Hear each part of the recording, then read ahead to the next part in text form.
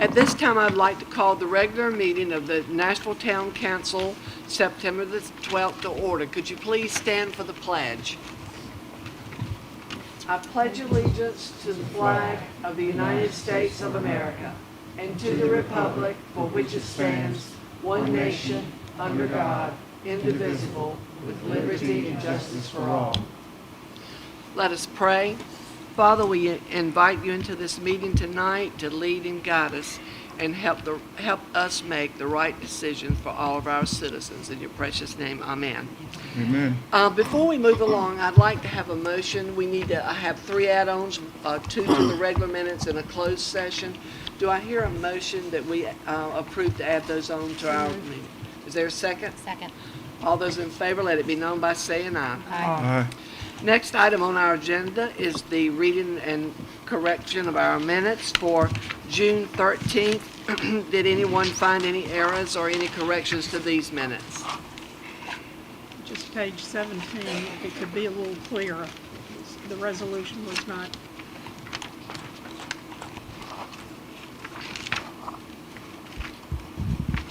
That's June 13th first. Are there any corrections to the June 13th minutes? Move to approve. Is there a second? Second. The next minutes are August 15th, regular meeting minutes. Any corrections to those? Just No. at page 17. Needs to be clear. Any other corrections to the minutes? If not, do I hear a motion to approve? So moved. Second, all those in favor, let it be known by saying aye. Aye. The next item on our agenda is public comments. Remember, you have 3 minutes. Come, state your name and your address, and Lou, you will set the timer, please. The first person is Larry Cockwell.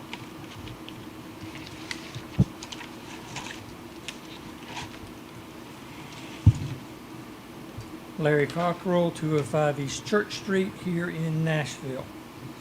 As y'all know, I purchased the LaFrance fire truck from 1948, and I would like to let y'all know that I have plates for it now. Mr. Taylor, if you can figure that out. The plate actually says NFD 48 ALF, which is Nashville Fire Department, year 48, and the LaFrance is a American LaFrance ALF. In August, I went to the town hall and I went through minutes from 1947-48 to find when the department actually purchased that truck. And I found some interesting stuff. And one thing that is happening today that also happened back in 47 was people in town were complaining about other people in town's yards. Yeah, Ms. Louise Sykes was complaining about Ms. I.T. Valentine's yard needing some care. But that was one of the first things that I found. But in August of 47, there was a discussion in town council to start a rural fire district that the county was asking for, and that was brought up by Mr. Frederick Cooper to buy a fire truck to support that district. Well, moving ahead into June of 48, Frederick Cooper also made a motion, and it was seconded by Mr. John Evans of Evans Lumber Company, to sign a contract with Nash County to start that. And in the contract, the county was going to furnish $10,000 of county money to the town of Nashville towards the purchase of that truck, which left $4,078.50 for the town to pay. If you look at that in, and I think I lost one of my little sticky notes. No, there it is. If you look at that in today's money, that truck would have cost $183,649.26. In 48, it was $14,478.50. So I got a bargain. Progress on the truck is moving along. It's been a little hot during the month of August and July, but some wiring has been redone. The truck developed some leaks in the carburetors due to age and the alcohol they now put in gas. So they're in Wilmington being rebuilt. As soon as they get rebuilt, the truck will be running again. And the next item is to put brake lights. And then I'll give you a ride whether it's done or not. Good, thank you kindly. The next person is Tony. Oh, Koenig.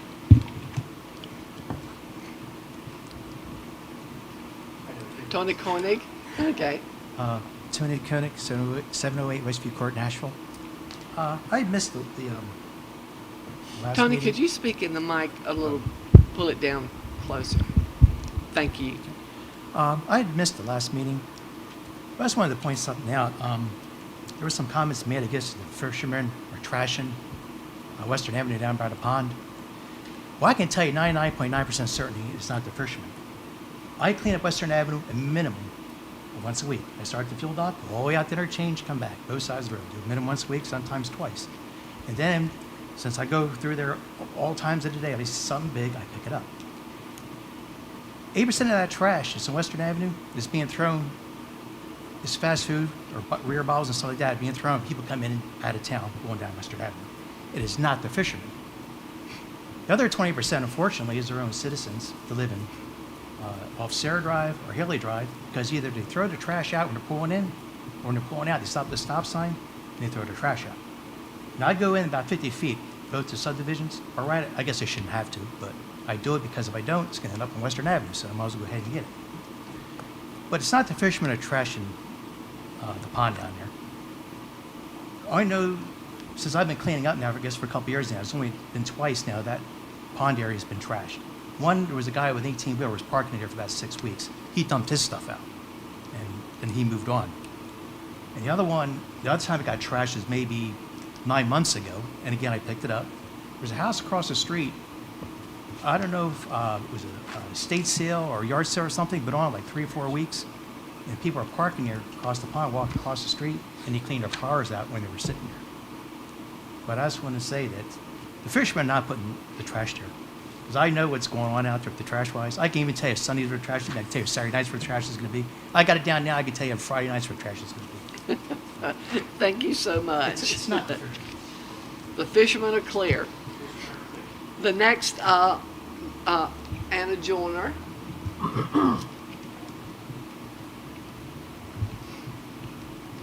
Hello, I'm Anna Joyner, 806 South Creek Drive in Nashville, North Carolina, and I'm a local real estate agent. I put on Facebook today that y'all were going to be speaking about the many cars parking in people's yards today, and I just had a couple of comments I wanted to read.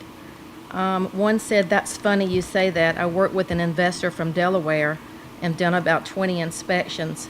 He asked me to drive by neighborhoods and see how many cars are parked out in front of the yard.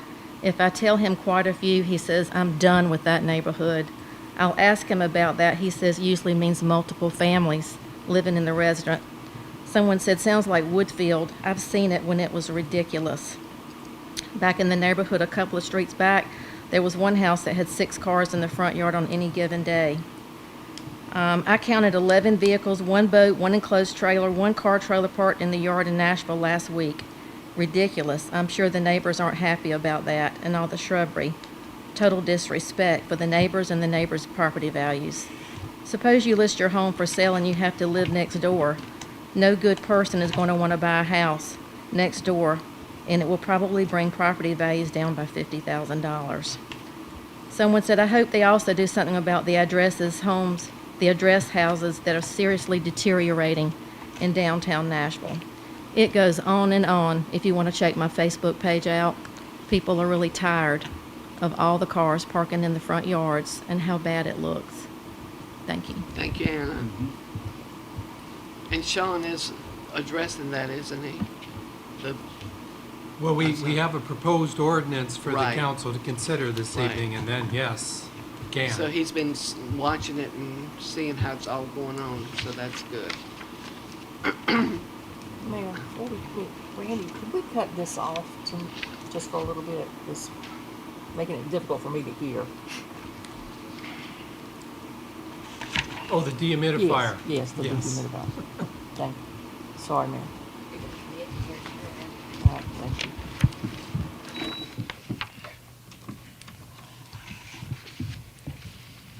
The next, let's move along, and the next, reports and special presentations. The update on the uncovered child exploitation traveler operation from Shockley.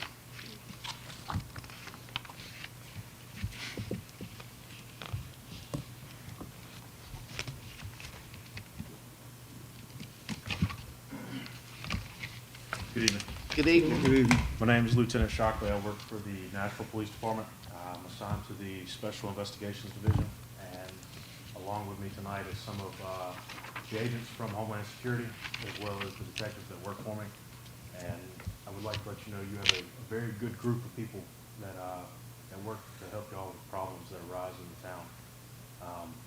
We have a sergeant that is a member of the North Carolina ICAC, which is going to be explained here in just a minute, a little more in depth. We have 2 task force officers with Homeland Security Investigations that work narcotics and bulk cash smuggling. One of them came to us from about 30 years of law enforcement service. This is his retirement gig, per se, but he doesn't treat it as a retirement gig. So we're privileged to have him. And then we also have a part-time evidence tech who also served once before as a detective with the police department. Along with that is Special Agent Jeff White, who kind of helped us in Nashville get along and get some relationships built with the federal government, and Assistant Special Agent in charge, Alex Hagedorn, who supervises Winston-Salem all the way to the coast, the Department of Homeland Security, Homeland Security Investigations, Raleigh. You can come up here and do this presentation. Lieutenant Shockley, could you have everyone speak into the mic? Yeah. Thank you, sir. Thank you. Good evening. I appreciate the time from the Town Council and the people of Nashville to come here and speak to you today. My name is Alex Hagedorn. I'm the acting Assistant Special Agent in charge for the federal law enforcement agency known as Homeland Security Investigations, or HSI. I do oversee the operations for HSI across eastern North Carolina from Winston-Salem all the way out to the Outer Banks and Wilmington.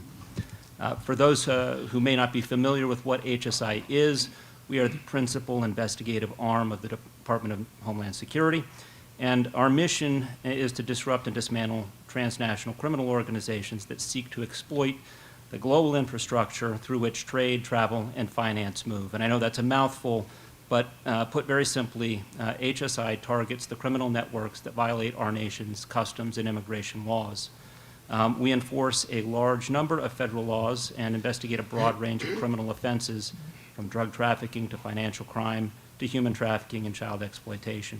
And to accomplish this goal, we partner with state and local law enforcement across the country and recruit and train task force officers, like those with Nashville Police Department, to work collaboratively to combat criminal enterprises.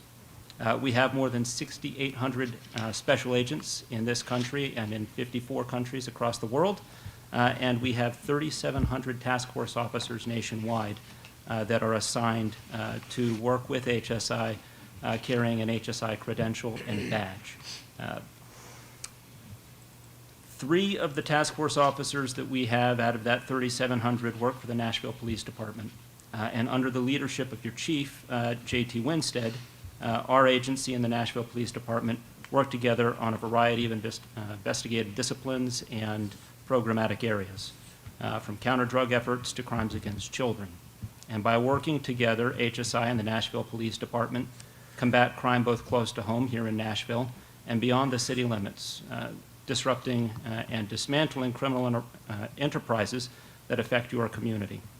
I'm here tonight to recognize the contributions and efforts of one of your detectives whose work I think exemplifies the value and effectiveness of the joint partnership that we have, and who has worked hard to promote public safety not only in Nashville but throughout North Carolina. Detective Timothy Bell recently participated in a joint statewide law enforcement operation in Randolph County targeting sex offenders and those who would seek to exploit children in North Carolina. And for his efforts, he's been recognized in a commendation from our Greensboro office, which I have here with me tonight, and which I believe Lieutenant Shockley has framed. I'm happy to read from it if you'd like. I don't want to take up too much of your time, but suffice it to say, it's the efforts of detectives like Timothy Bell that really get the job done across the state. And he is a testament to the town of Nashville, and it is my distinct honor to deliver this commendation to him.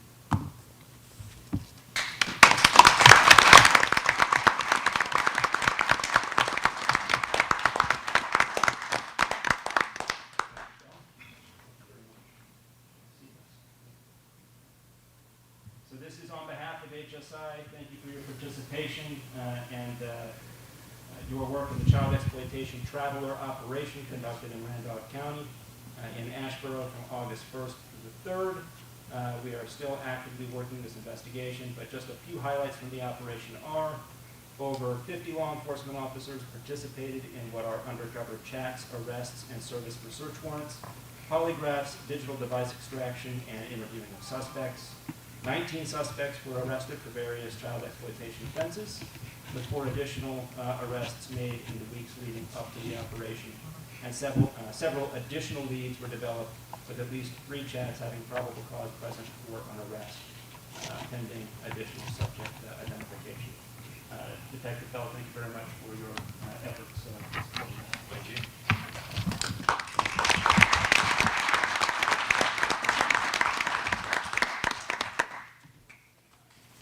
Thank you very much. Thank you.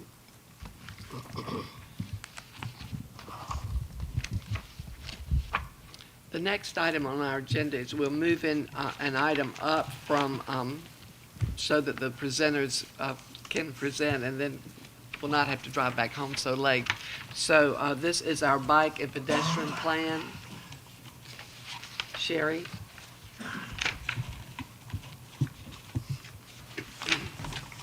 Good evening, everyone.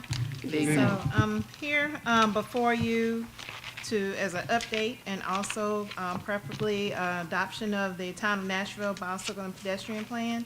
So you remember we completed a grant for this plan, and we were awarded the grant so ACOM can actually prepare a plan for us.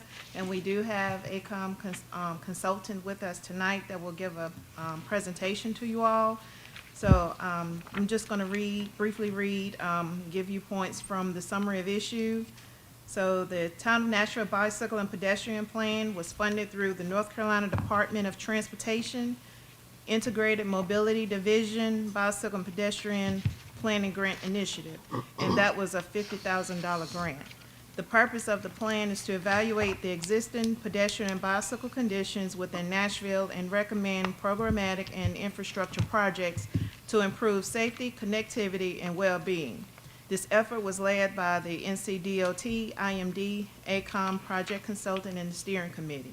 The final draft plan offers an assessment of the entire community, which includes an extensive analysis of the existing conditions, community engagement, recommendations. Recommendations are made on short, mid, and long-term projects, as well as policy, program elements, and strategies for implementation. In addition, key partners of the plan consisted of the Town of Nashville staff, Nash County, Rocky Mount Urban Area Metropolitan Planning Organization, as known as MPO, the North Carolina Department of Transportation, Division 4, NCDOT, Integrated Mobility Division, also known as IMD, and the Town of Nashville Steering Committee. So now we are in our last step of the final draft, and that is to be approved and adopted by Town Council. So now I'm going to turn it over to Corey Wilmot from ACOM, and he will give the presentation. Corey, do you need the pointer when you get to the maps? Sure.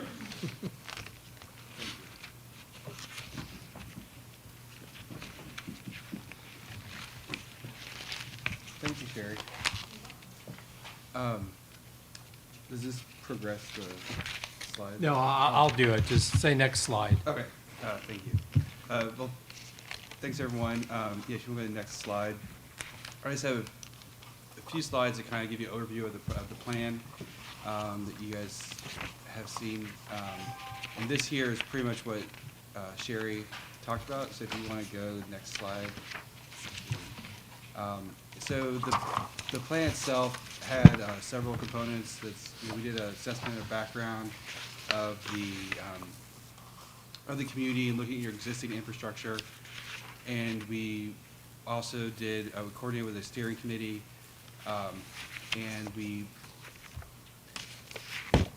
and so anyway, in looking to help develop projects to help fill in the gaps of your existing infrastructure and look at how you connect and build out your network to improve pedestrian safety and connectivity, and also for cyclists.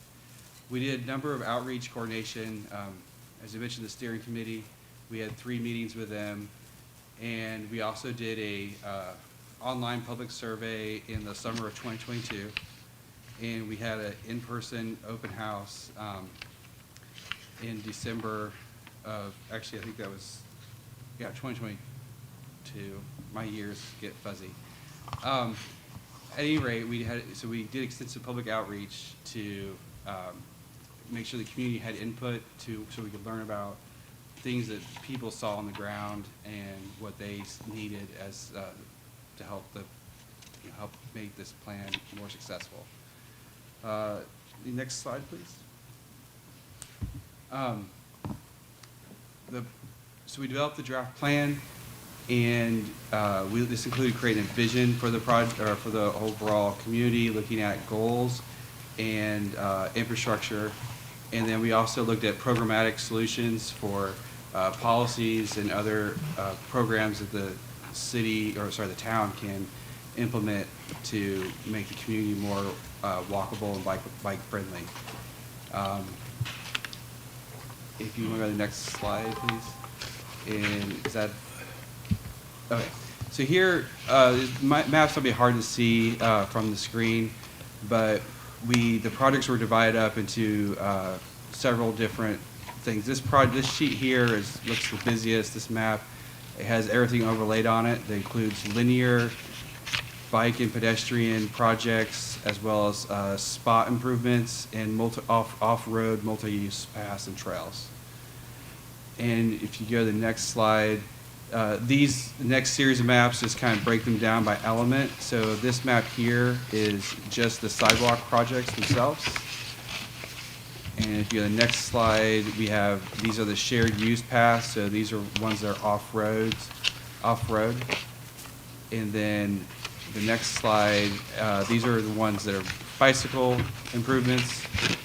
And then the final one, these are spots. So that's spot by spot. That might be things like installing a bike rack, doing a crosswalk, or signage and other things like that that are points rather than lines.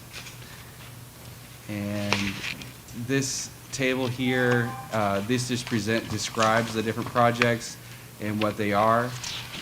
Some of the programmatic, some of the programmatic policies that the town may consider implementing or adopting. And that is a high-level overview. I try to keep it quick. But if you have any questions about it, I'm happy to take those, or Sherry could help me too with that. But yeah. Do you have any questions for Corey? I think the plan that we received and everything, it was a great document, and so we appreciate all the work and everything. We appreciate it so very much. So at this time, council, do I hear a motion to approve and adopt the Town of Nashville Bicycle and Pedestrian Plan? So moved. Second. All those in favor, let it be known by saying aye. Aye. Opposed? Mayor, I've got one question. Sherry, this $50,000 grant you say, will it cover the entire scope of this project? No, that was just for the plan itself. Just for the plan itself? What do we look forward to seeing as being a monetary scope of this project? Now, that would probably take place in another phase, and contacting consultants like we have to do when we do other projects and getting bids for the actual construction But or scope of work. but it could go as high as how much? Oh, millions. This plan is very extensive. This is like a 30-year plan. Yeah. This is a lot of money, but they give us funding sources and places that we can go for grants and things like that. Okay. And the good thing is we actually have a plan in place so we can possibly go to more grants for that type of work for construction and whatnot. Okay. Thank you, Sherry. The next item on our agenda, we'll go back to 6A, is the Curfew Ordinance, 2023-16 is the second reading. Is there anybody here that would like to speak to that tonight? I think this is just the second reading, so we can approve it tonight. So do I hear a motion, or are there any questions about this curfew? Oh, sorry, you go ahead. I just had mentioned two changes last time we were here, and I don't see them in the one that's in our agenda. The young adult means a person who has not reached his or her 18th birthday. And then. Where is that? That is page 2 of 4, just Okay. above section 2414A. Okay, And then on the last page, section B, any violations subsequent to the warning by a young adult shall be adjudicated, and we just want to change that to may be adjudicated. okay. I believe those were the only two mentioned. It was the only two I could remember. Okay, we'll get those in there. Yeah, I apologize, I was not here at the initial reading of this ordinance.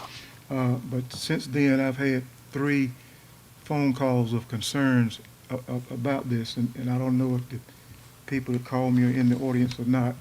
But in the minutes that I scanned through and saw, it was brought up, I believe, by Councilman Burns to make sure that the information got out to the public. And I didn't see it in the last utility bill we got as a way of reaching everybody. But was it made public to everyone? And if it was, by what means? I believe it was on Facebook and maybe the town website. Yeah, but everybody In the doesn't. newspaper. Everybody doesn't deal with Facebook. Wasn't it in the newspaper, or was it? What? So, yeah, I believe the Nashville Graphic had a write-up on it, and we did post it on the town website. If you went to the main page, Lou had a, click it and you go straight to the proposed ordinance.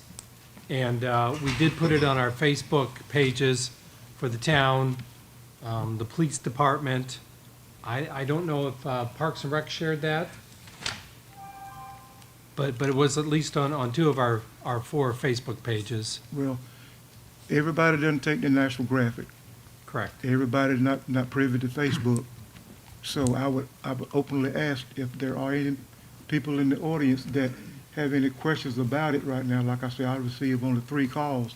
If you have a concern, now is the time to speak up and let us know how you feel about it. Because without any input from you guys to me and to the rest of the council, I don't know what your feelings are. So now's the time for you, if you have a concern, to speak up and let us know how you do feel. We did have it wasn't a meeting about this last night, but we had our community watch meeting, and this was a topic that was brought up and discussed, and everybody was pleased with it because it's not going to be all that harsh. It's a graduated. We just want to get little children off the street home to their parents so they'll know where they are, and we want the children safe as much as we want the citizens safe.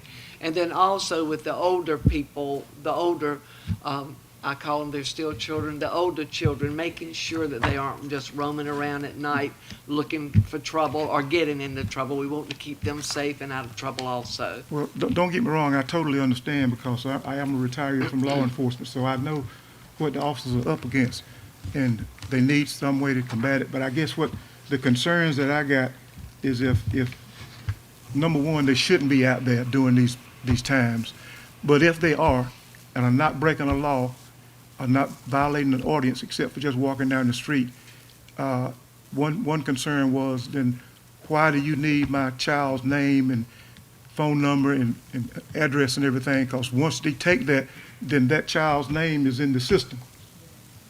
And that's what the concern was. I mean, if I'm not doing anything wrong, why do you need to even know who I am? And I do agree with what the police department is trying to do. And if I'm only voting for myself, I'd vote for it. But I want to echo the concerns of the citizens that brought it to my attention. And when I first heard of it months ago from Chief Winston, I heard it from Chief Winston, I heard it from our town manager, that the chief was going to present this ordinance. My only concern was, and Randy can attest to this, I says, only if it's used fairly and for the right intent, that I would be for it. But if it's for harassing anybody, singling any particular class of people out, then I would be totally against that. But since I get no response from the audience or no more phone calls, I guess we can move forward. And then in talking with the police, they did say if some children are walking and they stop and they say, yeah, we're coming from the ball game. Okay, Right, you're but- coming Right, from the coming ball from game. work is fine. We are There's going lots to of- implement common sense Right, in they this. don't apply for that. We aren't out to get anybody. We're just out to protect our children and keep our citizens safe. But I understand where you're coming from. Is there anyone from the police department who could expand on this? David?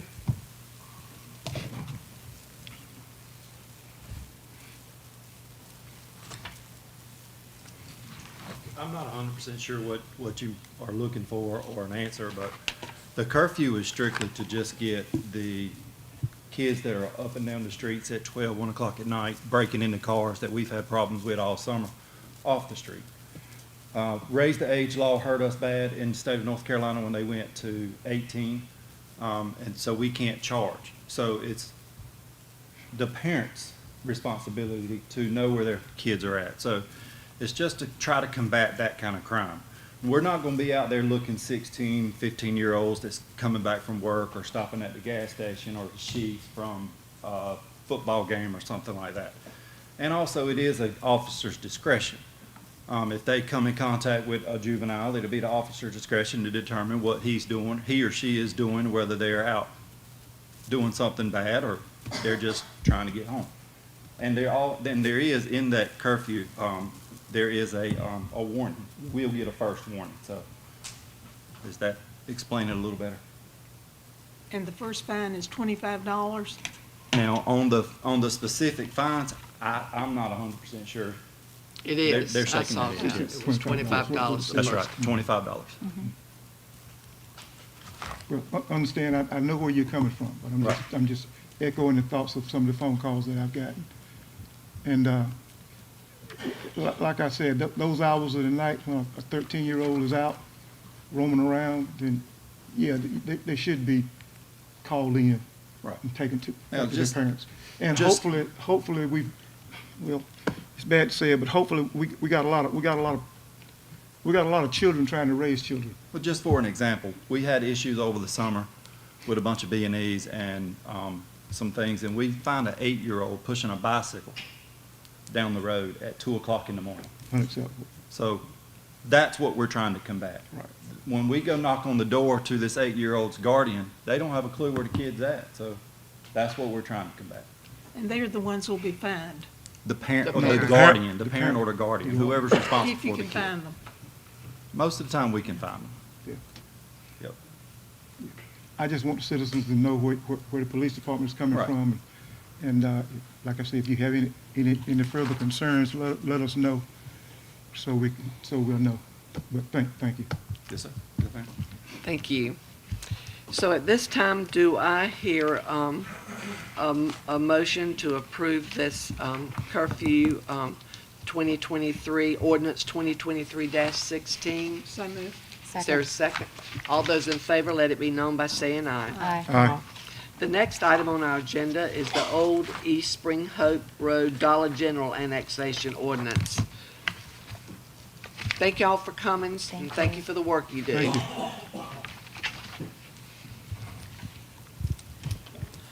So Mayor, at a previous council meeting, the council thought it in the best interest to proceed with this satellite annexation of 2.06 acres or approximately, of a proposed Dollar General store that's on Oak Level Road, corner of Oak Level Road and East Old Spring Hope Road intersection. So the council scheduled a public hearing on this annexation for tonight. Notice of the public hearing was published in the August 31st edition of the Nashville Graphic, and notice of the annexation was also sent to the surrounding property owners. So at this time, the council can open and hold the scheduled public hearing and receive oral and written comments on the annexation, if any. And upon conclusion of that public hearing, the mayor may call for a vote of the council on this ordinance annexing this land into the town of Nashville. Do I hear a motion that we go into this open hearing considering this matter? So made. Second. All those in favor? Aye. Is there anyone that would like to speak to this ordinance 2023-18?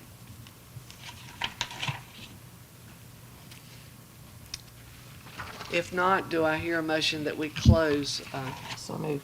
Is there a second? Second. All those in favor, let it be known by saying aye. Aye. Aye. So, do I hear a motion then to approve ordinance 2023-18, extending the corporate limits of the town of Nashville with the satellite annexation of the 2.5 acres of land at the northwest corner of the Oak Level Road and the East Old Spring Hope Road intersection? So moved.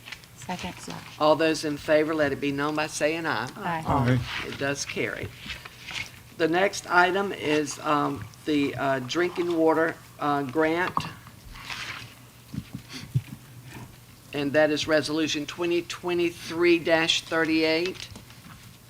So Mayor and Council, spring of 2022, the town was awarded a $150,000 asset inventory assessment grant from the North Carolina Department of Environmental Quality's Division of Water Infrastructure to complete an asset inventory assessment of the town's water treatment, storage, and distribution system.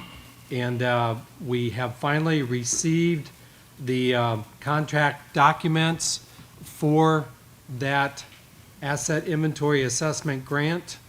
And we have on the agenda for tonight for the council to approve this drinking water contract with Resolution 2338 and authorizing the town manager to execute that contract.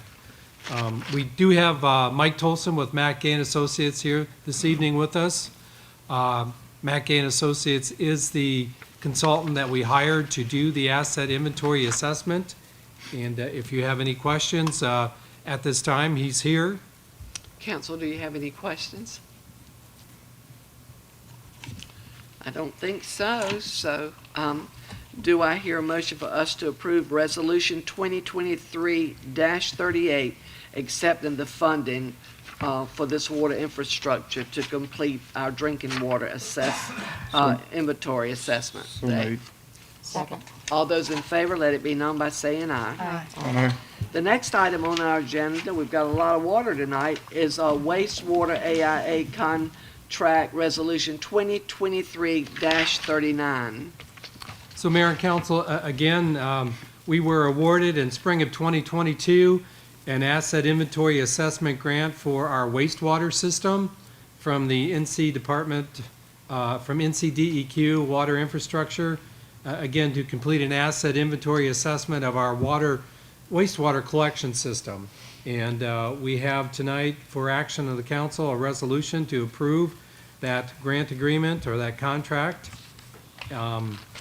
so we can start drawing down on the money. Good. Do I hear a motion from the council to approve Resolution 2023-39, accepting the funding for this project? So moved. All those in favor, let it be known by saying aye. Aye. Aye. Moving right along, the next item on our agenda is our sidewalk replacement bids. So last year, we had a lofty goal of completing approximately 13 blocks of sidewalk replacement in the area between Cross Street, Alston, Washington, and First Street. We got quite a bit of that done. As you know, there was some error in calculating the width. A lot of that sidewalk was 5 or 6 foot, and staff thought at the time when we bid it, it was all 4 foot. So we didn't get it all finished. So we're back this year, looking at tearing out, replacing approximately 920 linear feet of bad sidewalk along Alston Street, which totals about 3,700 square feet. We got bids from 6 different contractors. The bid tab was in the packet. The low bid is from Garner Concrete and Slip Forming of Snow Hill, North Carolina, for $37,000. Now, we've since found out that Garner Concrete and Slip Forming Inc. from Snow Hill is not a licensed contractor with the state of North Carolina, so statute only allows us to award projects to them to an amount of $30,000 or less. So my recommendation to the council tonight is to accept that low bid and not to exceed $30,000. And staff will keep track of how much they tear out and replace. It's also been suggested that instead of doing just the east side of Alston Street, a lot of the bad sidewalk on Alston is on both sides from Washington, just past Church Street, to concentrate on that up to the $30,000 amount. And we can certainly do that also. Any questions, council members? Will $30,000 cover it all? It won't cover, it won't achieve 925 feet of sidewalk replacement. So we still have some work undone. Well, we were going to anyway, because, 925 feet was essentially just the east side of Alston Street between Washington and Green Street. So I think we have 3 options. We can do either the east side or the west side, or do both sides from East Washington to Church. Or, I was just walking the other day, there are some that are so bad in certain spots, so just do the absolute worst to begin with. There are some that are tripping hazards this tall. There are some where panels are completely missing and it's just grass. There are some that are so crumbled that it's like a skating rink when you go across it. So if we could just pick the absolute worst spots, I think that might be the smartest way to go to just eliminate any liability. Up to the $30,000. Up to the 30,000, Okay. if that works. Is that agreeable with the council? What are the concerns about this company not being licensed? Well, a lot of the small contractors, Louise, that do work at reasonable prices are not. And we can do business with them, just as long as we don't exceed that $30,000 mark by statute. If there was some sort of mistake, or if they failed to complete, or whatever it may be, does the fact that they're unlicensed versus licensed make any difference in our efforts to- Maybe I'll defer that question to our engineer, Kevin Varnell. Kevin, can I put you on the spot? I mean, if they did the job staying within the $30,000 and it was not acceptable to the town for the work done, the quality of work that was done, what kind of repercussions would we have since they had not been licensed by the state? I think you still have the same. So a lot of contractors that we work with, especially subs, and a concrete subs would be one of them, are unlicensed and usually work through the general contractor or the prime contractor that we work with. So even on the junction, some of the contractors we're dealing with, they are unlicensed, working under a licensed contractor. The way you protect yourself will be not to pay for the work until the work was satisfactory. So at no point would you pay the contractor for work that he hasn't done satisfactorily or hadn't done at all before you had verified that work was done. So you're protected from that standpoint. The only benefit that you get from being a licensed contractor in our case is the fact that you can take them to the contractor's licensing board and report them for that, and then that board can then fine them and do some other things. But that's a rare case that we ever get that far. The money typically drives contractors more than anything else. So by not paying for the bill until the work's satisfactory is the easiest way to protect yourself. Any other questions? Is the town liable in any way if there's an accident or? So say 2 years down the road, They would then- still be required to carry workman's comp and liability and all those insurances, so that's something that Randy can certainly make them carry, and they have to do that for the number of employees anyway. But them being licensed or unlicensed doesn't protect you in any way from them, any liability that they have. Yeah. In the bid letting for this, on the second page, it'd be page 57 of 141, we had an insurance certificate, so they have to carry general liability insurance to those levels, including workers' compensation. So with that, thank you so Thank you. kindly. So do I hear a motion to approve $30,000 work from this company on the most needed areas on those streets? I make that motion. Second. All those in favor, let it be known by saying aye. Aye. Motion carries. Randy, for context, what was the 13 block cost? When we When we projected that, When Weaver completed that? so we were right at one, well, they didn't do all 13 block. I know. It was about 151,000, if Okay. memory serves me right. The next, excuse me, the next item on our agenda is the new business, and it's the SCADA system for water and wastewater systems. Lee, is Lee here?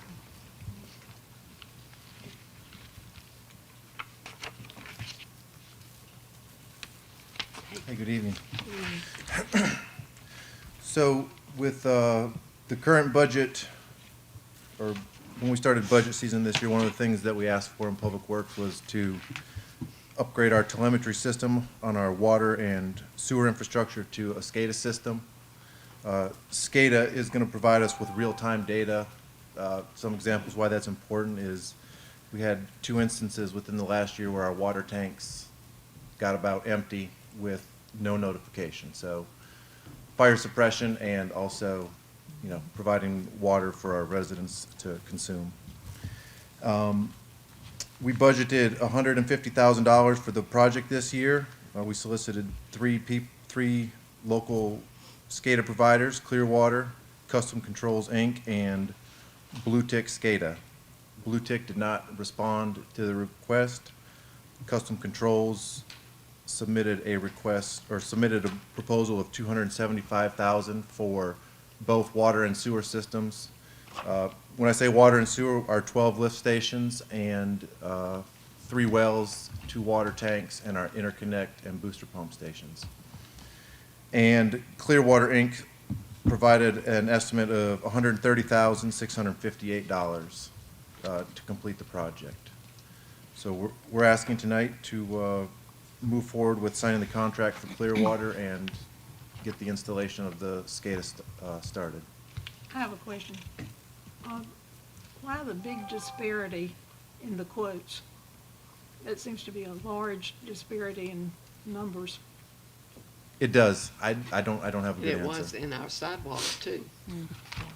One was double what so you can't say that. And I assume Clearwater is a reputable Yeah, company. Clearwater does. They provide some service to the city of Rocky Mountain. They've got an office in Hickory and Clinton, North Carolina, so they're local to the eastern part of the state. Any other questions? If not, do I hear a motion to approve the agreement for the SCADA installation and monitoring services with the Clearwater company? So moved. Second. All those in favor, let it be known by saying aye. Aye. The next item on our agenda is front yard parking prohibit ordinance. Mayor and council, as you know, we've had a previous meeting where it was concerns expressed about vehicles parked in front yard. And we've also had some complaints about a specific property on Woodfield Drive. And, oh, I'm on the wrong issue here. Oh, maybe not. So our code, previously when we talked about this last, the council directed staff to talk with the people who lived at that address and the property owner, see if we could get some voluntary compliance on refraining from parking. It didn't work. Basically what Sean encountered was if there's no ordinance for it, don't bother me. So what we've done is we've drafted an ordinance that prohibits the parking of vehicles in front yards and side yards of lots being used for residential purposes. And going one step further, the ordinance also prohibits on-street parking beyond the hard surface of a street. And added that because when you look at the aerial photo of a particular neighborhood where this is happening, you can see it was common to park on the edge of the street beyond the paved portion, again, whereby the grass is killed out, and when you get a lot of rain, it turns to mud. You drive through it, you drag it out in the street. So I'll refer this to the council for discussion. And Mayor, if you want to take comments from anyone in the audience, you're more than welcome. Well, we've had some from one, but is there anybody else that would like to comment concerning this? How about council members? There's someone raising their Oh, hand. I can't see where. Okay. Please Come step to- forward, just Please to the podium. step to the podium if you would, please. so we can hear. Name and address. I'm Gina Walker. I live at 413 Woodfield Drive. I am the next door neighbor to this house. And I believe that that home and the practices that they're carrying on, along with the 3 dogs and the backyard, the pit bulls, it's diminishing the value of my home. I've been here 25 years. We built our house. We're planning on staying. We love Nashville, but this has been an issue that no one has been able to help us with. So, Well, are they, to your knowledge, just, I know it's just your opinion, are they family parking there, or are they selling cars, or what's going on? several of the cars don't have tags. Now they've parked them in the back. The same issue with the dogs. They would go to check to see if the dogs had had shots. I was attacked by one of the dogs, and I was chased twice, going to the mailbox by one of the dogs, and had to call the police. They showed papers where they had taken them to the vet that I don't believe were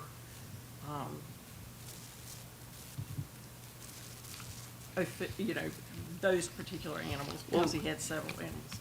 But the cars, they ask for registration and all, and they submit, or they hand information, and I don't know what kind of information they handed, but they threatened us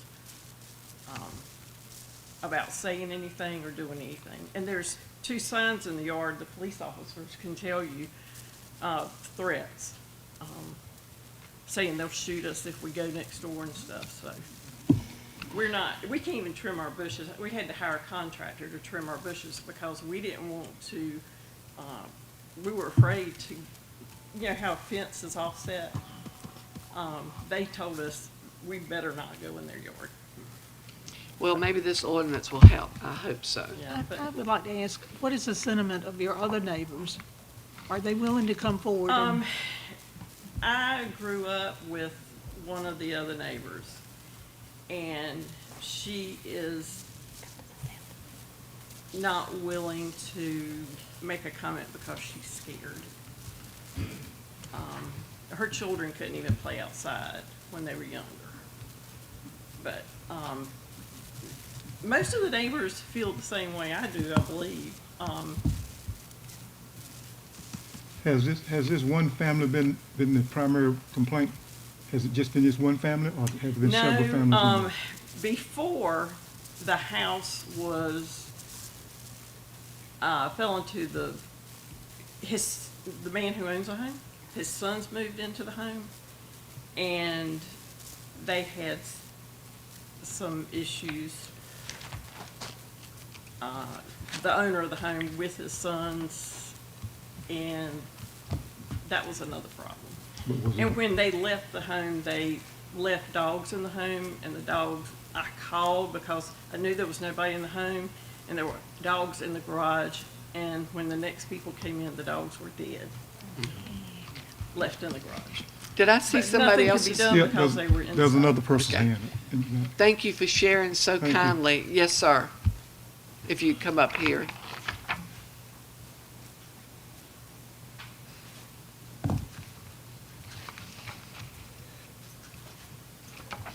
Yeah, I'm at 410 Woodfield.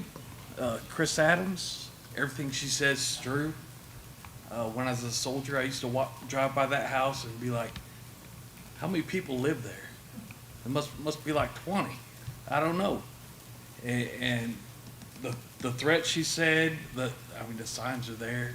And I know law enforcement's gone over there and tried to deal with it. They're like, if you have no ordinance, then leave. So that's Well, we're about gonna all. have I one. just want back what she says. Okay, thank you so much. Anybody else? Yes, sir.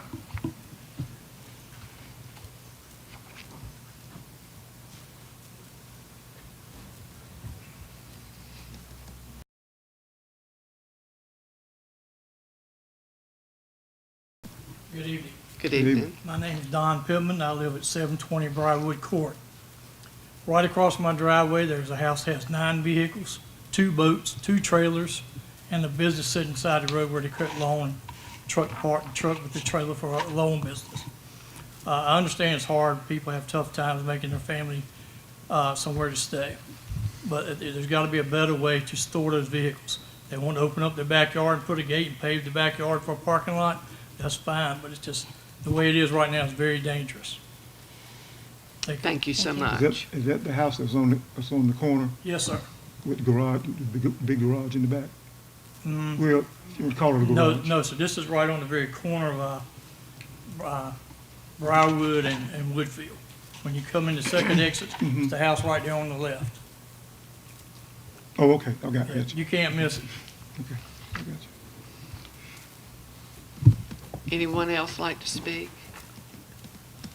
Well, Mayor, we did have our legal counsel go through this ordinance. If you have any questions, Raz is here this evening. Raz, do you think it has enough teeth in it so we can make a difference for these people? Mayor, ordinances like this are not uncommon in the state. They're, of course, challenging to enforce. Obviously, it sounds like there are other issues involved with the particular properties that have been discussed. The ordinance looks fine from a legal standpoint. Ordinances like this have been upheld by the courts. Really can't comment on whether it will work, whether it will be successful or not. But it's better than nothing. But it's a first step. It's a good first step, I would suggest. I just hate our citizens have to deal with that. I just have a question for Raz regarding the fine. So it says that in section E on page, like the 505 of the ordinance, it says penalties. Any violator of section D shall be responsible and subject to a civil penalty in the amount of $25 for each offense. The civil penalty is to be paid within 10 days. So I was wondering if instead of doing the 25 days and then we have to wait 10 days and then we have to give another citation, can we do $25 for each offense, but that it's assessed for every day that they remain in noncompliance?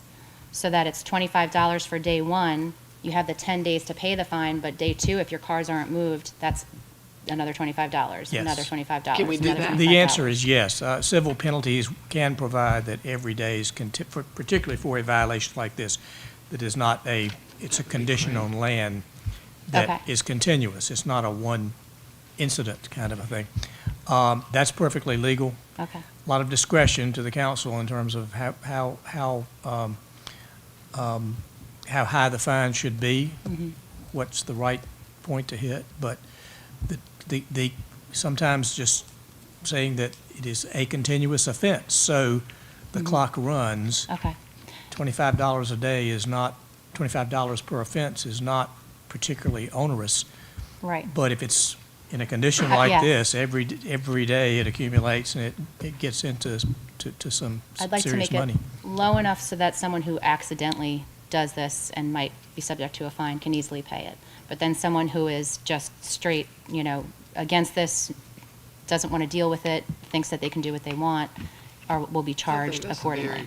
I think that's great. So when would the $25 kick in? So I guess it's, they're subject to a civil penalty for each offense. So I guess once they are received the notification It starts. from our code enforcement, it starts that day. And then for every day that they fail to comply, which is easy, start up the car, move it somewhere else, then it's an additional 25 for each day that they're in noncompliance. Can I say something? This is not for birthday parties or Anna, would you mind? Thank you. I was even going to say one car is not a problem, but, this is not going to be for birthday parties or anniversaries or get-togethers. This is just someone that continuously That we see it every park. day. And, Right. really, I just didn't want to see a bunch of cars. I don't want to, I know people have 5 cars sometimes, and it's a pain to park in your driveway. I just wanted to see multitude of cars. I'm not trying to be a witch or anything. I think to your point, we have exceptions in here. So on that first page of the ordinance, exceptions may be necessary for emergency or temporary situations. So temporary would be a birthday party. In these situations, the exception shall not last longer than 10 days unless an extension is given.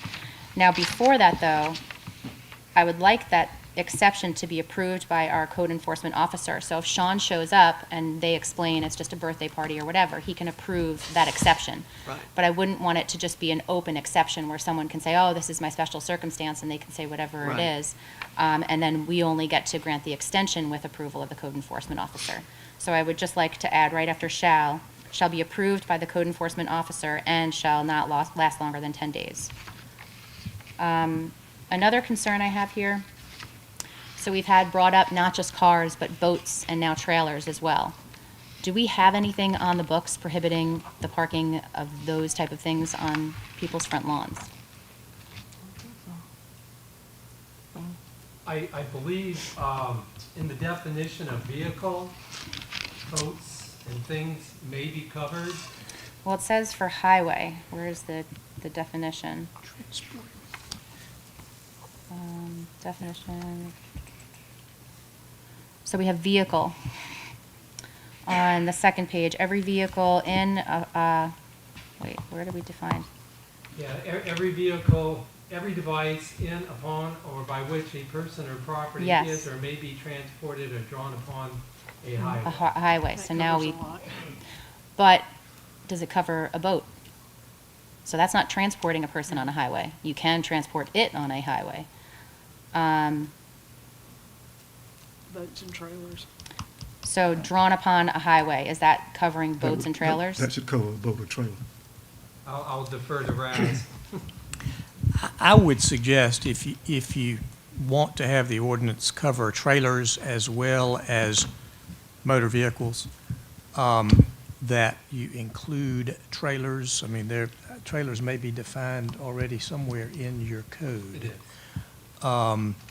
But if the desire is to have it include trailers, then probably, and I guess that would lead to the question if vehicle is defined anywhere else in the code, so that there's some ambiguity there. But if there is a definition in the code, in your code, of trailers, We need to have that because I've received a concern just lately where a lady that by her home, the people moved out of the home and a relative has pulled up a trailer and hooked it in the yard and living in it.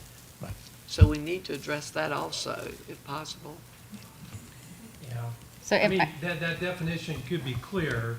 The last part of that definition, or may be transported or drawn upon a highway. So, anything that has wheels and can be pulled down the highway is covered. technically, I think is covered. Okay, so but anything that it can could be drive on it clear or be pulled on it. Okay. If we say trailer. And we could even just put a comma at the end of highway, including trailers and boats or something like that. Yes. Right. Just to make it clear. And the one that you just alluded to about someone pulling a camper up there that's now living in it, then I think that should fall under not to exceed 10 days. I mean, because you can have a friend of you, a visitor, come visit you that has a camper or a motorhome or whatever, and you got room for them to park out of the traffic travel way. For a But few not to days. exceed, for a few days, not to exceed 10 days. Is Sean here? No, Sean, I didn't see Sean's not Sean. here this evening. I know he did have to deal with this in Cottonwood not too long ago, where someone had a trailer set up and was living in it for an extended period of time. And I can't remember what ordinance he went under, but he was able to To get it move them moved, along. get it moved. But I've seen one somewhere else in town, it wasn't in Cottonwood also, There's one over that it on, appears that someone's living in Birchwood it. Drive. I think that's where I saw it, that they're living in it. So that needs to be checked on. Yeah. So, do you want to approve the ordinance? Make a motion to approve it with the changes that we've suggested? Sorry, I think I had 2 more questions or comments. Give me just 1 second. Well, now's the time. So, in natural surface area, pardon? Oh, come, and then I'll Okay. go through mine.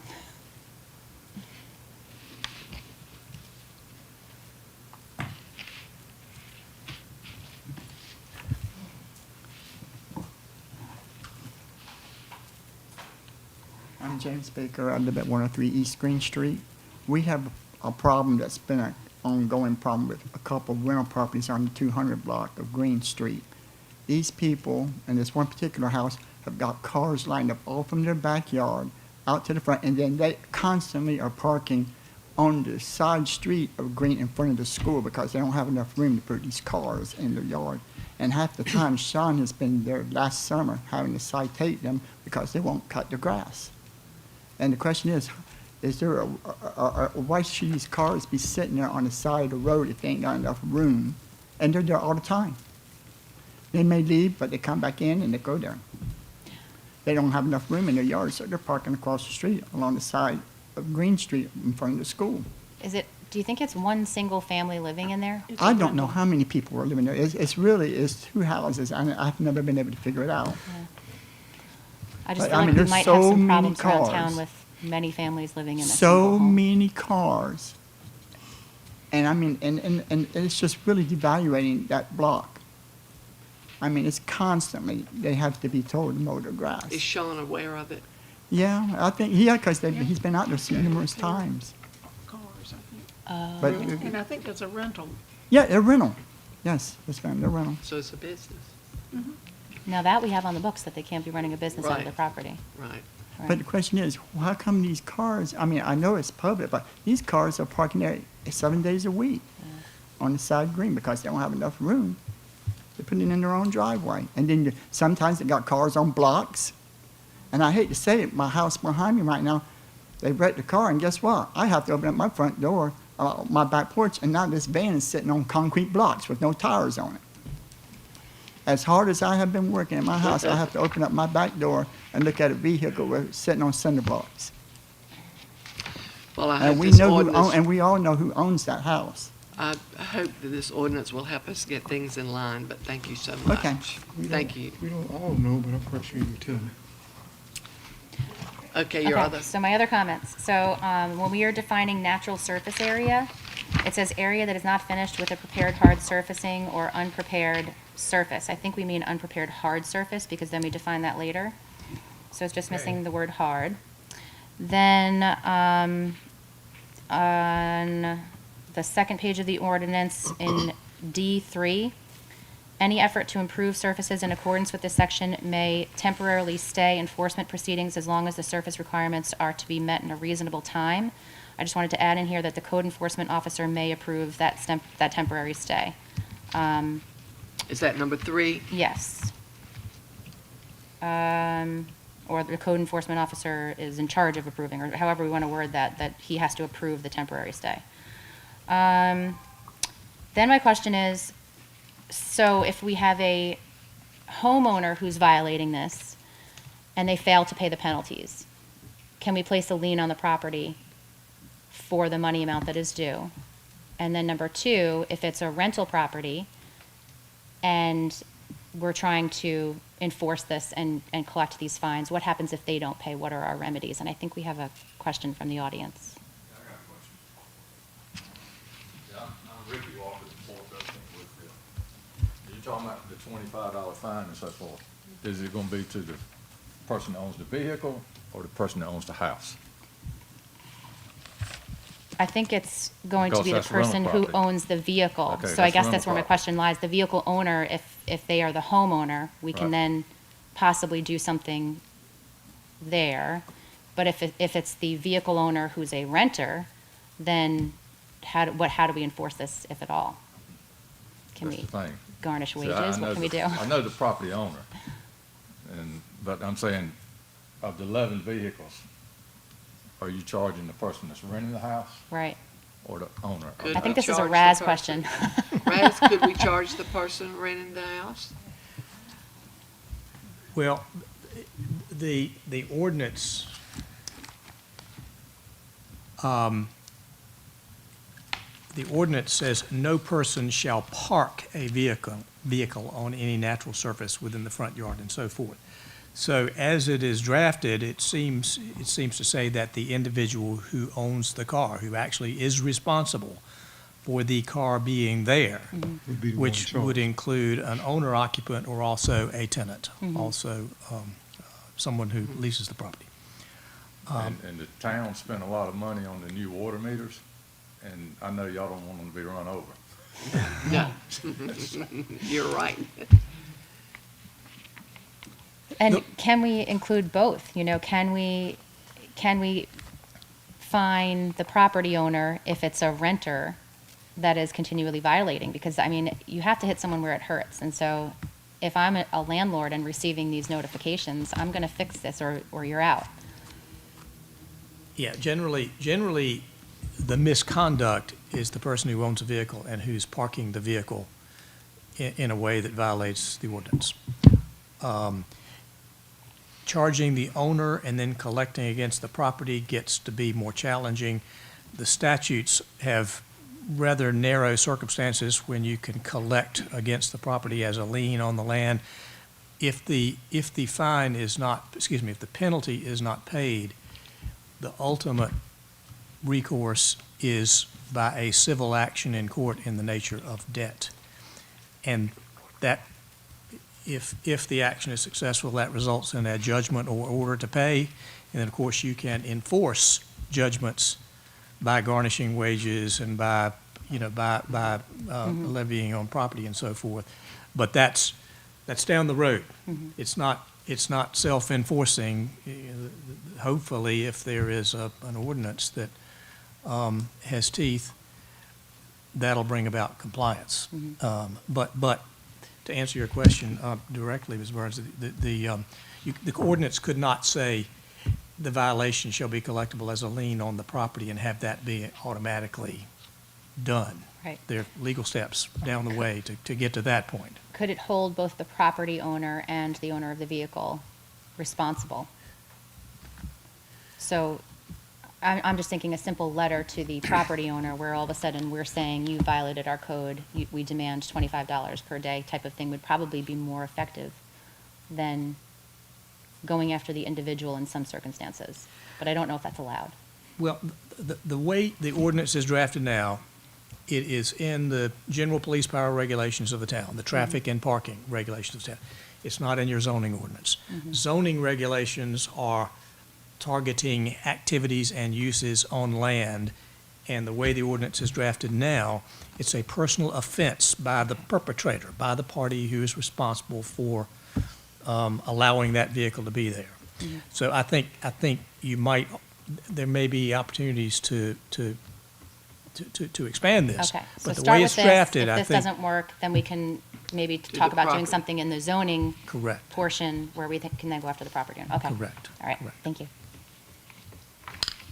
Any other questions? Do I have a motion to approve this ordinance 2023-19 with all of the changes that were suggested? So moved. Second. All those in favor, let it be known by saying aye. Aye. At least we'll start with this. It does have some teeth, and then do whatever we can to protect these homeowners. The next item on our agenda is, Mayor? Yes. Before we go further, I would hope that with us adopting this new ordinance, pertaining to these cars being parked in there, that we send a copy of this new ordinance to the property owner. I would like to see that happen. That's a good suggestion.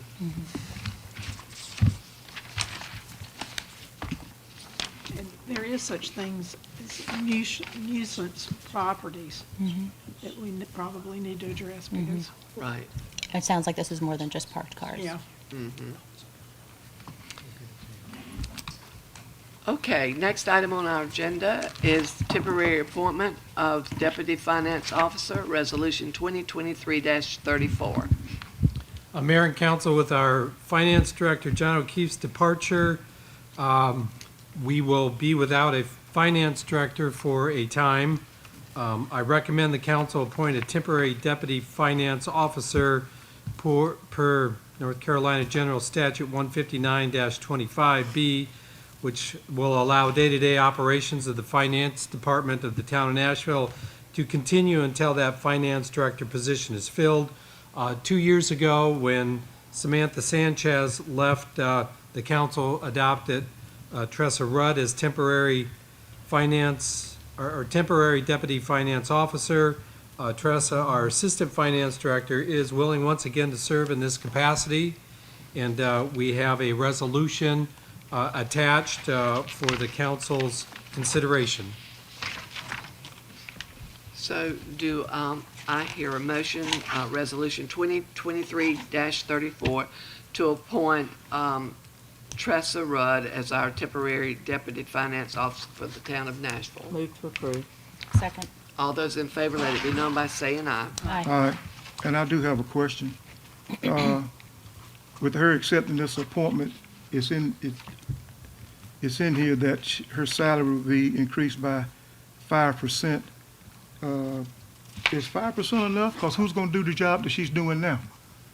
She's still responsible for doing the job that she does now, plus she's responsible for doing the finance director's job. So I'm wondering, I know it's going to be for a short time, and the shorter the better, but is 5% enough to be throwing all that on her? I'm okay with I upping think that. not. We have the 5% in our policy, our personnel policy, but if the council wants to do something different, that's certainly your prerogative. I would hope that we could at least bump it up to 10%. I'm okay with upping it. I wanted her to be properly compensated, especially since this is the second time that she's stepping in to Because do we're going to hold her this. responsible for whatever. So I would offer Can you that. put that in a motion I that we would change it make a from? motion that we do bump her salary up, rather than 5, up to 10% during her time of holding that position. Second. All those in favor, let it be known by saying aye. Aye. Aye. Okay, done deal. The next item on our agenda is unopened alley vacation request resolution 2023-37. So Mayor and Council, we've had a request from the St. Luke's Baptist Church at 204 Drake to vacate an unopened 10-foot wide alley that runs north and south behind the church between Elm Street and Vale Street. Staff has checked. We don't don't use the alley for anything. There's no water, sewer lines in there. Public Works put in an 811 call for underground locates, and it doesn't appear as if any other utility provider has any utilities in there. The church recently had a survey done, and they discovered that about a little over 6 feet of their church structure actually spills over into this unopened alley. Up until the time of this survey, I don't think anyone was even aware of that. So if the council is agreeable to closing the alley, it can be done with the passage of a resolution declaring the council's intent to close and vacate the unopened alley. And then we go through a process, set a public hearing date for it, hold a public hearing, then after if there are no objections and nobody is denied reasonable access to their property with the closing of this, the council can formally and officially close the alley, and one half of the 5 feet goes to this property owner on this side, and 5 feet goes to the property owner on the other side. Question based on your last statement. It's already, we talk about a 10-foot stretch of property, but the church is already 6 point something over. So It's they're already already blocking it, half, right. over half. So how are we going to address that? Well, I don't suggest the town get involved in that. That at the time we vacate, now these are issues between abutting property owners, and they can work it out however they see fit. Oh, so when we- Raz, do you got a different take on that? Not much to add, really. I mean, the town's interest is in removing that street as potentially a part of the street system of the town legally. And the street closing process just means that it no longer has the category of street. It is no longer a street in a legal sense. But physical encroachments by structures from either side, that's a totally separate issue from the question of this area being a street or not. So that's basically saying the same thing that Randy said, I think. So who's responsible for the foregoing survey to legally split that 10-foot wide? Well, if a surveyor were engaged by either of these property owners, after this resolution, assuming it is finally adopted, the statute requires, I think, it be recorded. Yeah. It is a matter of public record.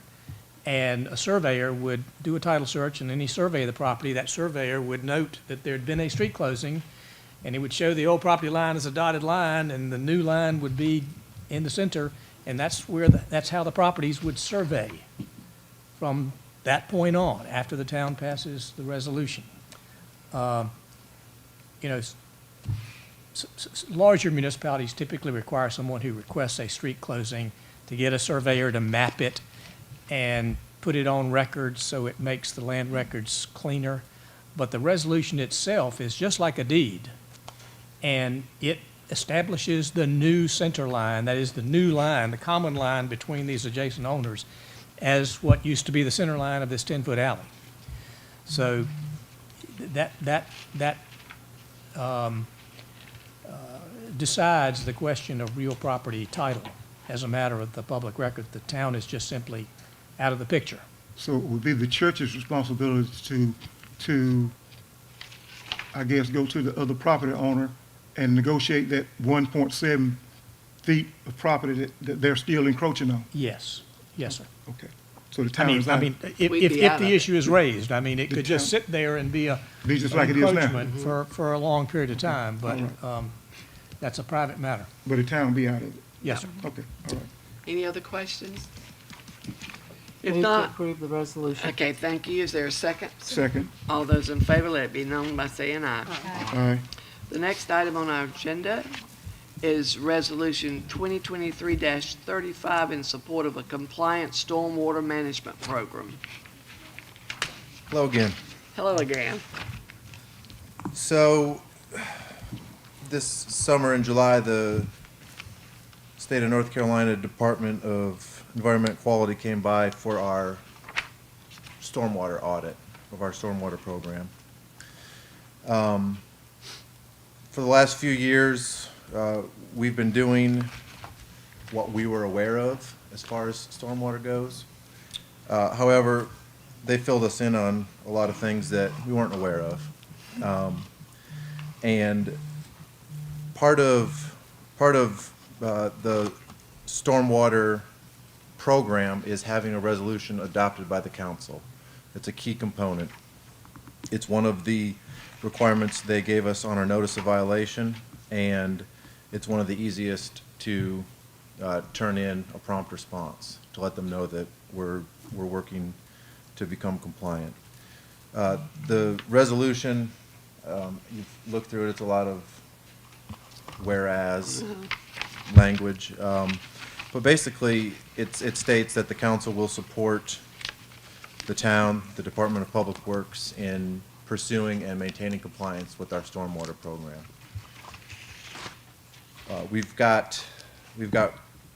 Right now we've got personnel in place to pursue compliance and looking to the future, you know, just to give you the heads up, is it's going to look like there's going to be a monetary need applied to the stormwater program, you know, for the next fiscal year.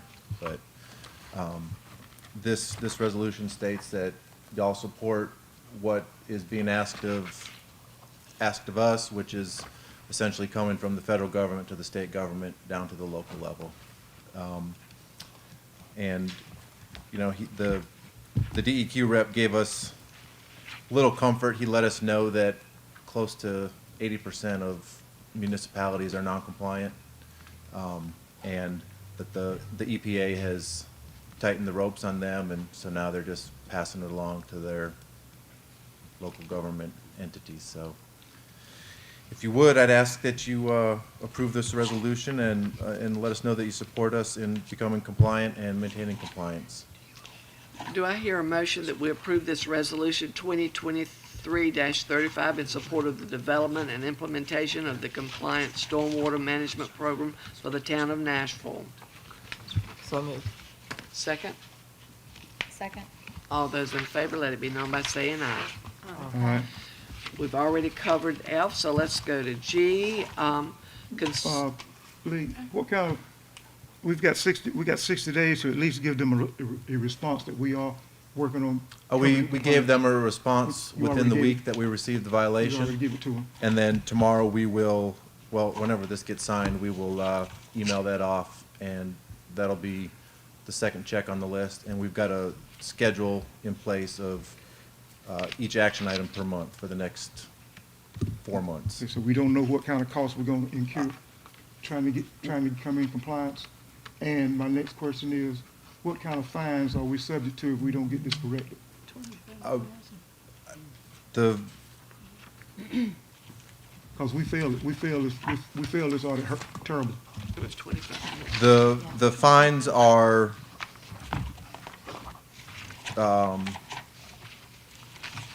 if we fail to act in accordance with the terms, which we are not failing to act in accordance because we're taking steps to get this resolved. But if we don't get it resolved, what kind of fines are we subject to? A daily civil penalty of not more than $25,000 per violation may be assessed against any person who violates or fails to act in accordance with the terms, conditions, or requirements of a permit. $25,000 per violation? A daily civil penalty of not more than. Lee, what is our most egregious violation? That they, you know, the thing that,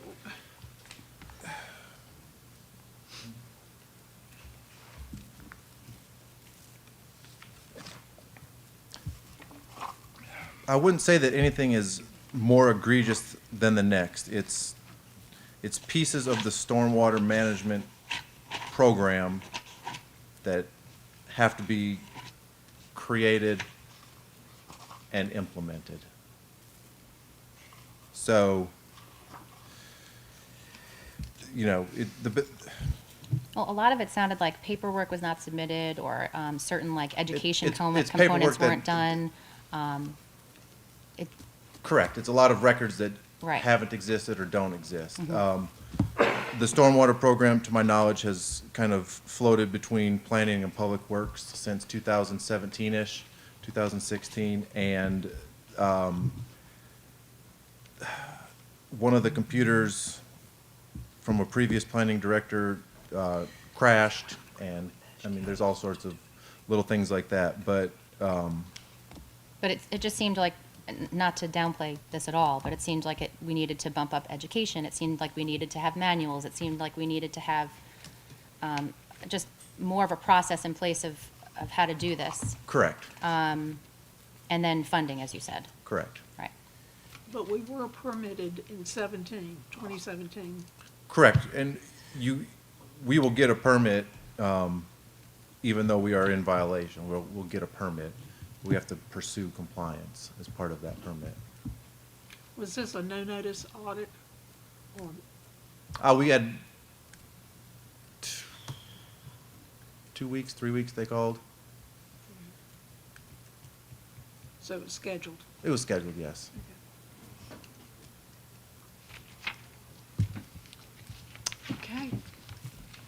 We'll just do what we have to do to comply. Do I hear a motion to approve of this? Or did we need think we to? already We did that, and then we ask a question. Okay, the next item on our agenda is the consideration of the final plat approval, FD 2023-01, Bree Love Road subdivision, final plat. Sherry? All right, we are back with Bree Love Road. As you all know, the actual construction plat was approved by the planning board, December 1st, 2021, and also by town council on December 7th, 2021. So it is back before you again. Instead of, being 58 lots, the final plat shows 45 lots. And it would be the R15 zoning district, and the development is proposed to take place in one phase. And we have, staff and planning board recommends approval of this final plat, including the waivers that was also approved from the construction plat, including waivers to, regulation requirements for the curb and gutter, sidewalk, the block length, and the one stub for future connector street. And also, we do have Kevin Varnell present if you have any other questions. Sherry, were those lots supposed to be R20 before? It seems like I recall it. I think you're right. I thought it was supposed to be larger lot. Yeah, R20. And I Sizes. see that it's R15 medium density. Well, there are, I just have R15, well, for the actual plat here is R15 with 15,000 square foot lots. I just recall from a past. I know the plat is very small print, but if you look, almost every lot is 20,000 square feet or Right, they larger. exceed it, yes. Maybe that's what we're thinking of. So we're talking about a half acre for most of the lots. No, one is 7 acres, 2 acres, 2.5, 2.3, half acre, half acre, half acre. They really run the gamut. There's some big lots out there. Yeah, they're big. My only concern, Sherry, is that we've got these regulations in our zoning ordinances as far as curb and gutter and streets and different things. And why do we have it in there and we keep offering waivers? Well, this was a special circumstance because they are not in town. They're Right, not within they are- town they're limits. just annexed So in order for Yeah, us to but- annex them in, this was part of the deal. Otherwise, we would never receive any tax revenue from them, and they would just go off on their own. And then too, these are case-by-case basis. So okay. All of these homes will have septic tanks? Yes. Mm-hmm. Okay. And they will have hooked onto the town's water system and have septic tanks. Okay. Referring to the problems with septic tanks at Regency and Essex Road, is there anything that protects the town from septic tanks that go bad? I believe Kevin Varnell can answer that Yes. question for the council. That's outside of my lane.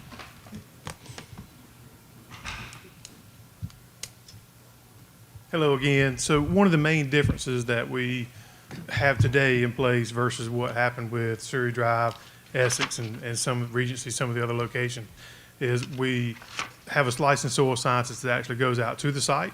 He tests every single lot. He also verifies that there is not only a septic system for each lot, but a repair septic system as well. So if, I'm picking a number, but if 7,500 square feet is required for a septic system, there's also a repair area of 7,500 square feet on that same lot. So there's a backup system to the backup system. On top of that, environmental health will also go out and verify that what he has said in his report is in fact true. So they'll do their own septic permitting through the county, but all of the reports have been done already on each lot. Does that answer your question? Where Regency and Surrey, when they were done, there's barely enough room for one septic system, and a lot of the soil testing and things weren't in place at the time that we have today. So I think with the Regency, though, too, they don't even have large enough lots to repair their current That's right. septic system. It was large enough for one system. In our case, our minimum lot size is 20,000 square feet, even though we're zoned for R15. But there's plenty of room for not only the septic system, but also the repair. So we won't be in a situation where we have to all of a sudden build sewer. That's correct. Okay, thank you. Maintenance is a big part of having a good septic system.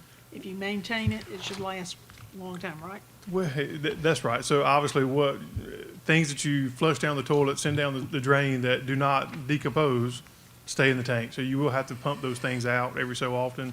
There's a lot of things that you can do. There's a lot of new technologies we use today that make it a lot better. But the answer is yes. I mean, with everything, if you want it to last, it has to be maintained. So the onus is on the homeowner, Correct. not the town. Correct. Thank you very much. So, any other questions? If not, do I hear a motion to approve the final plat FP 2023-01 for the Bree Love Road subdivision as presented? So moved. Is there a second? Second. All in favor, let it be known by saying aye. Aye. Aye. Motion carries. The next item on our agenda is the storms, sewer, AIA and sewer rehab grant loan application, resolution 2023-16. So Mayor and Council, we've become aware that the state of North Carolina is establishing an asset inventory assessment for stormwater. And the first round of funding for that is coming up here in October. And, with the help of Matt Gay and Associates, staff would like to submit an application to that program. I think there's a small matter of state budget being approved first, but we're hopeful state budget will eventually be approved. If you have any questions regarding this, we do have Mike Tolson with Matt Gay and Associates here this evening, give you a little more detail on it. Any of you have any questions for him? Go ahead, Mike. If you would, please. Well, I did take you up on the last two times they wanted me to talk, so I figured they just didn't want to hear from me. You always have bad news for us. Well, I'll be back in a minute with the other news for the evening. So this will be it actually, Randy, will be the second round for stormwater AIAs. And they are waiting on a state budget to be approved in order to be able to announce them. But they encouraged us at the training this past time around for the application training to go ahead and submit, and they feel very positive that they will have funds to put out for stormwater construction projects and also for stormwater studies such as this. So they're starting to become a little prevalent and starting to distribute a little bit of money for stormwater type projects. So we just thought it would be a very good opportunity to try and apply for these. Our last application was denied. Wasn't it? Our last application for the grant was denied. Sewer We had not rehab. applied for stormwater, but our sewer rehab one was not yet. We did not score it. It wasn't denied, but we just didn't score well enough to beat out some of the other people that scored a little better than we did. So that's what I'm gonna come talk to you in a few minutes about. Okay, thank you so much. So do I hear a motion to approve resolution 2023-36, authorizing the submission of a storm sewer asset inventory assessment grant application and a sanitary sewer rehabilitation grant application to the North Carolina Department of Environmental Quality? So made. Second. All those in favor, let it be known by saying aye. Aye. Okay, let's move to our added items to our agenda. The first one is old business, and that's the USDA Rural Development Grant Agreement, Fire Station 2, Resolution 2023-40. So, Mayor and Council, we have gone through all the compliance requirements with USDA Rural Development, who has been tasked to administer our $1.33 million federal earmark from former Congressman B.K. Butterfield on our fire station. And we do have Monica Thornton, the area specialist with USDA Rural Development, here this evening to answer any questions. We have the grant agreement documents and the assurances in the pages that you received as a supplement. And the council is being asked to approve and execute those attached documents with resolution 23-40. And with that, Mayor, maybe recognize Monica and Hey, Monica. Hello. So what do you have to share with us? Well, Randy's done a really good job. First of all, I want to say thank you for putting this on the agenda so late. We just got confirmation Monday morning that I got money to offer to you, so that's why I'm on the end of the agenda. Well, we're glad to see you. I would also like to introduce the area director for rural development out of the Henderson office, Ms. Charlene Alexander. Hey, how She's are with you? me tonight too, and she lives in Nashville. Yay. All right. So we've had a lot of going back and forth. Like I say, we're excited to be here. But basically what I'm here to do tonight is Mr. Butterfield's office recognized the town of Nashville needed a new fire station. So they set aside some congressionally designated spending money. We call it CDS funds. Then we found out that those CDS funds would be administered by our agency. So we had some hoops to jump through as far as environmental, architectural, that kind of thing. So I'm here tonight to ask you if you still want the money, the grant money that you were allocated by Mr. Butterfield's office for the fire station, which was $1,338,750.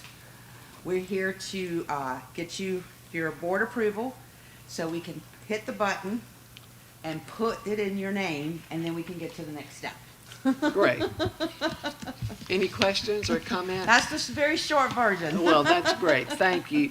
So do I hear a motion to approve Resolution 2023-40, accepting the terms and conditions for the $1,338,750 federal earmark grant for our Fire Station 2? We want the money, yes. Do you have any more? Louise, do you have any more? Right. There's, all those in favor, let me know by saying aye. Aye. Thank you so kindly. Thank you. Do you have any questions for us? Randy's done an excellent job keeping this ship rolling, so I'm just here to do my due diligence of what we have to do to get it where we need to get it. Yeah, with Monica's help and Ann Collier's help, we were granted a waiver to the Build America, Buy American requirement that comes with this federal money, thankfully. We call that BABA, just so you know, if you ever hear Randy say BABA, we don't have to do BABA this time, which is wonderful. Thank you so very much, both of you. We appreciate it. The next item on our agenda is the new business 2A is Water and Sewer Assessment Management Plan and Capital Improvement Plan. So we're going to hear from you again.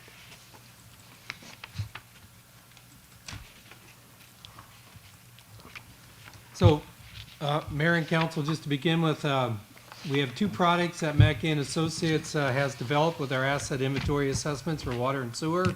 One's a capital improvement plan, which if you had a chance to look at it, looks very similar to the one we did a year ago, and some asset management plan. And my understanding from speaking with Mike Tolson, that if we have current council approval on these documents, they can be submitted to NCDEQ for the fall round of our sanitary sewer rehabilitation grant, which Mike explained earlier, we just came up short on. So with that, Mike? Yes, so we got a scorecard back from the DWI group, people telling us why we didn't get the last application approved. There are several different points in there that, you know, we didn't make this point well enough, or just didn't score well on this, or those sorts of things. Bottom line is, there are a few things that we can tweak in the application that we will put back in to try to garner as many points as we possibly can. We claim them. They don't always give them to us, but we claim them anyway. But this will help us get at least 2 to 10 of those additional points, which could make the difference in getting something like that funded. We've got a couple of different things we're going to try with that application.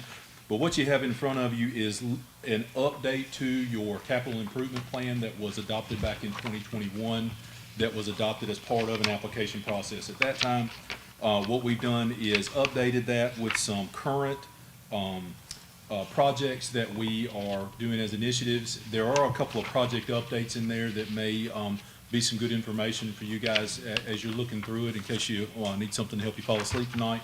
The updates on the Regency Estates and the Essex Drive projects is in there. There's you know, there's a few things in the CIP schedule that we added in that kind of show that, hey, these things are grant funded, so that $10 million capital investment that we were talking about needing for sewer is really more like $8.5 million now, or $9 million. And so, you know, it just kind of starts to show some flexibility in moving in the capital requests that are going to be coming down the pipe for doing some of these investments as we go to try and get even more funding, grant funding for doing some of the infrastructure improvements that we're going after. And so this update is really meant to help give you an update for the projects, but also to get those points that we need and get us maybe hopefully that much closer to getting that sewer rehab money that we need, because that's a big need in the system. So if you've got any questions, I'd be happy to answer them and try my best. Those that would be too painful. Instead of going for 6 million, we're going for 2 to 3. It seems to be the working formula right now is to strip the projects down instead of trying to complicate them by doing broad sections of town. You have a need for $10 million worth of rehab, but you know we were working off of a number of what we'd assessed at the time.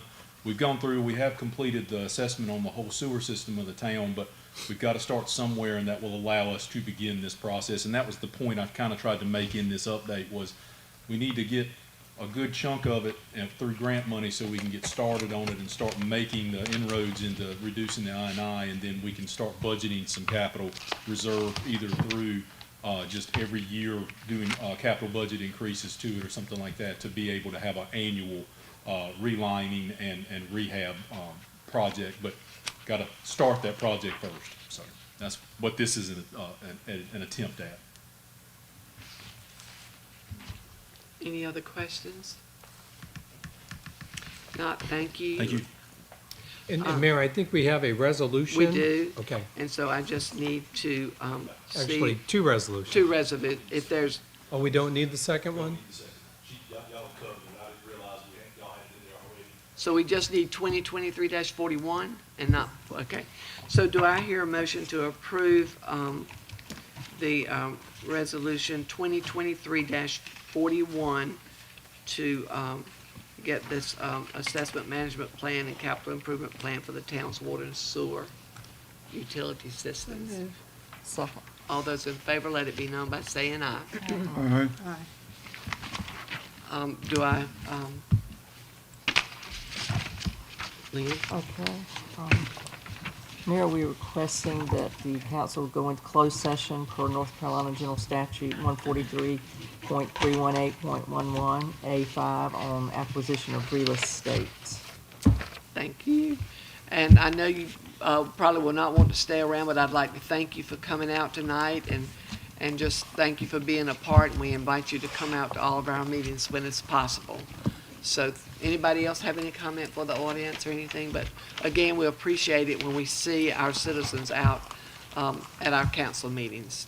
Mayor, would it be possible to take maybe a 5-minute break before we get started with the closed session? That'd be great. That'd be great. Thank you. I second that motion, yes. Thanks, everyone.